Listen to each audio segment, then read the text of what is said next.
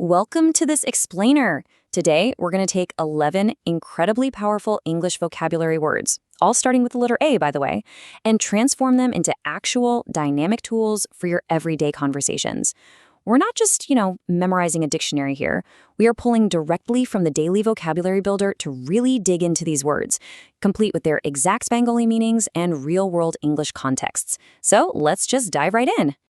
Okay, taking a quick look at our agenda for today. 1. Emotions and human conditions. 2. Reduction, surrender, and failure. 3. Rules, truths, and exceptions. And finally, 4. Mastering your new words. Section 1.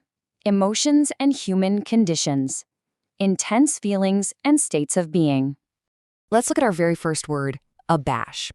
If you look at the Bengali translation, lojjito kora, it perfectly captures that exact stomach-dropping feeling of sudden embarrassment or being made to feel ashamed. It's not just a minor slip-up, right? It's that profound sense of self-consciousness that literally hits you all at once. Listen to the dramatic weight in this sentence. His rude comment abashed her in front of everyone.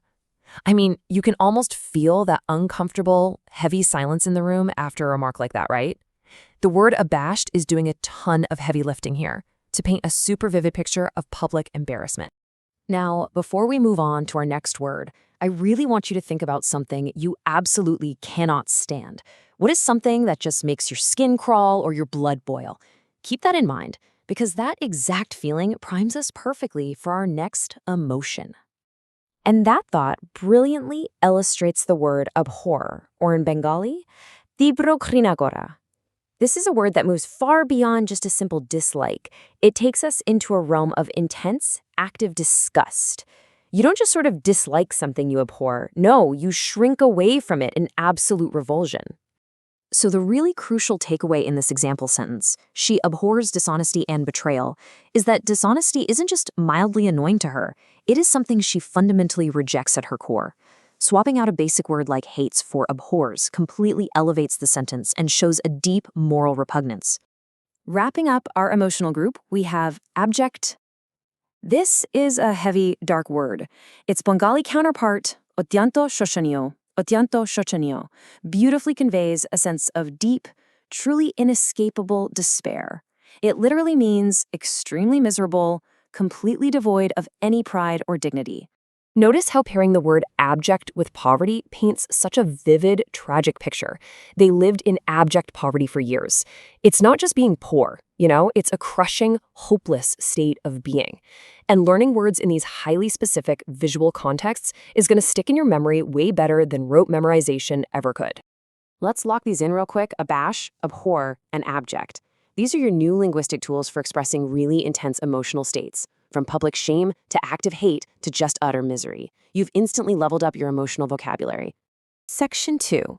Reduction, surrender, and failure. Ending, shrinking, or giving up. Have you ever wanted to just walk away from it all? We've all been there, right?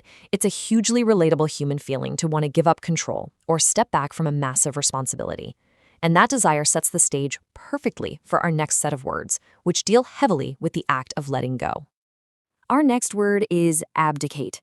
In Bengali, that's pod ba khamata tyag kara. Pod ba khamata tyag kara. Now, this word is specifically used when you're formally walking away from a position of high authority. You don't abdicate your spot in line at the coffee shop, no matter how long the wait is.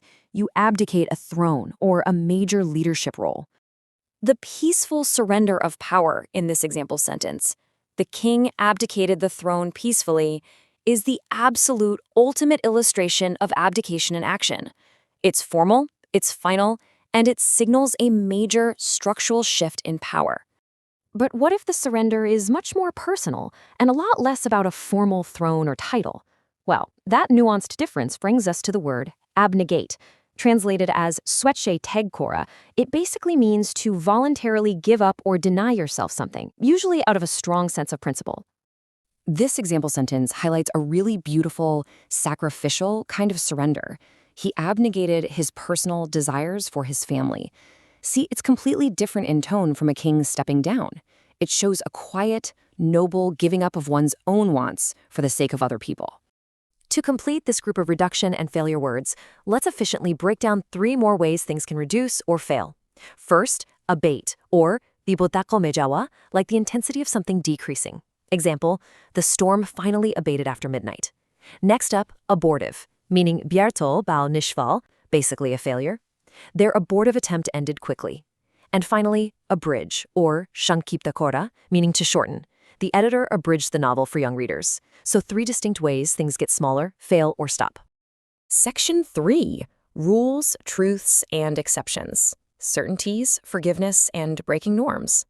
Let's contrast 2 really powerful concepts here. First, absolute, or sampurno ba shortahin, which represents an unwavering, unconditional rule or truth.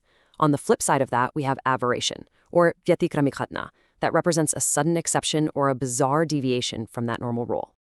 You can see the contrast perfectly in these examples. For absolute, she has absolute confidence in her abilities. Her confidence is a permanent, unwavering certainty. It's totally foundational.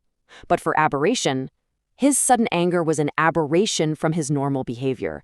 His anger was just a temporary glitch, right? A weird exception to how he normally acts. So, what actually happens when someone breaks a rule and needs forgiveness? To express that, we use our final vocabulary word, absolve. In Bengali, dai bapap theke mukti dewa. Jai bapap theke mukti dewa. It means to completely free someone from guilt, blame, or any negative consequence. The judge clearing the charges in this sentence, the judge absolved him of all charges, is the literal removal of a massive, heavy burden. It officially and formally frees the person from the rule they allegedly broke, giving them a completely clean slate. Section 4. Mastering your new words, putting it all together.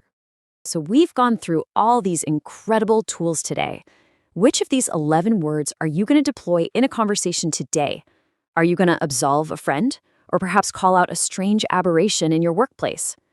True mastery only happens when you take these words out into the real world. So go out and use one today, and I'll see you in the next explainer.